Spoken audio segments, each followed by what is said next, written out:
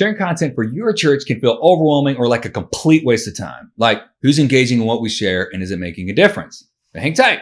We're going to talk about the 3 steps you need to take to create a content strategy that leads people to your church. I'm Jesse Wisnewski, and this is Modern Church Leader.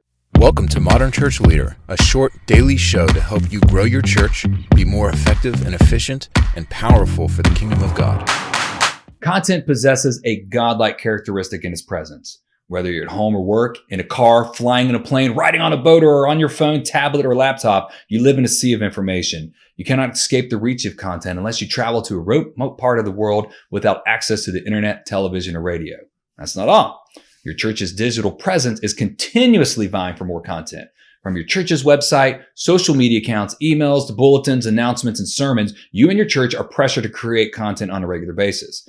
For your church to consistently create content that reaches your intended audience and leads them to take action, you'll need to create a content strategy. Developing a content strategy sounds challenging and time-consuming on the surface, but it's an easy concept to grasp and implement. So here are 3 steps you need to take to create your church's content strategy. Number 1, prepare.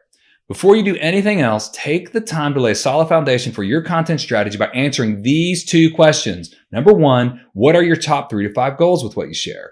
Number 2, who is the primary audience you are trying to reach? Now, number 2, in terms of creating your content strategy, you want to plan. You will be tempted to skip directly to starting a new Facebook page or an account on TikTok, but don't. Starting directly with the tactics you want to use is like throwing mud on the wall with the hopes that something will stick. Before lobbing random blocks of mud on the wall, take these 2 necessary steps before you produce one more shared shred of content. Determine what channels you need to use to reach your audience and to reach people in your community. And 2, develop a plan that includes what content you will create for what channel and when you will publish it. Number 3, produce. Looking at the plan you just created on paper can feel overwhelming. There's a ton of stuff to do. From creating content for your website, social media accounts, and more, you have your work cut out for you. Thankfully, you don't have to create everything from scratch. Every week, your pastor's sermon will produce a tremendous amount of content.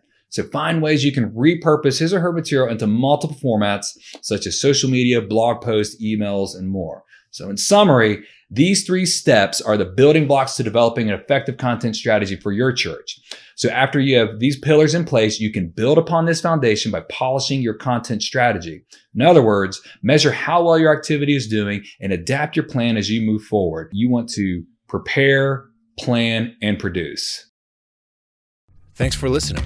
Please review Modern Church Leader on Apple Podcasts and visit our website for more resources at tithe.ly or follow the links in the show notes.